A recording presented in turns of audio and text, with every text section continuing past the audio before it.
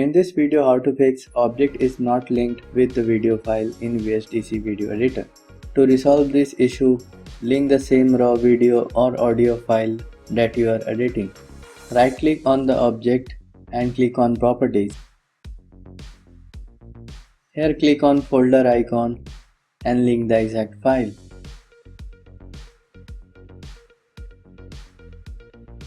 Do this to all the objects which not linked and then press Ctrl S to save the project.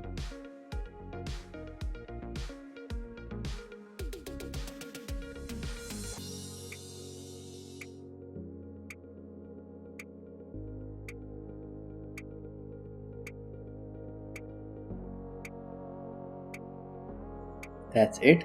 Thanks for watching.